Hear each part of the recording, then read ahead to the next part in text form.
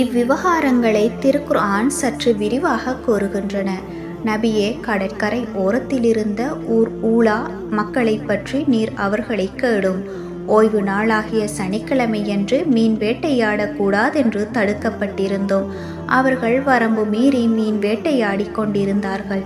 ஏனென்றால் அவர்கள் முன்வந்து நீர் மட்டத்திற்கு தங்கள் தலைகளை நீட்டிக் கொண்டிருந்தன. சனிக்கிழமை அல்லாத நாட்களில் அவர்களிடம் அவ்வாறு அவை வருவதில்லை. அவர்கள் பாவம் செய்து கொண்டிருந்ததன் காரணமாக அவர்கள் இவ்வாறு மிக கடினமான சோதனைக்குள்ளாக்கினோம். அல் குர்ஆன் 9வது அத்தியாயம் 163வது வசனம். இதனை இவ்வூரிலிருந்த நல்லோர் அவர்களுக்கு நல்லுபதேசம் செய்து தடை செய்தார்கள். இதனை கண்ட அவர்களில் ஒரு கூட்டத்தினர் இவர்களை நோக்கி, அல்லாஹ் எவர்கள் அழித்துவிட வேண்டுமென்றே அல்லது நாடியிருக்கின்றானோ அந்த மக்களுக்கு நீங்கள் ஏன் நல்லுபதேசம் செய்கின்றீர்கள் என்று கூறினார்கள்.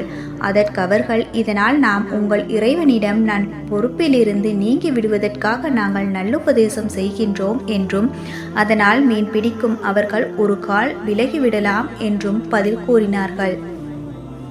அல் குர்ஆன் 9வது அத்தியாயம் 164வது வசனம்.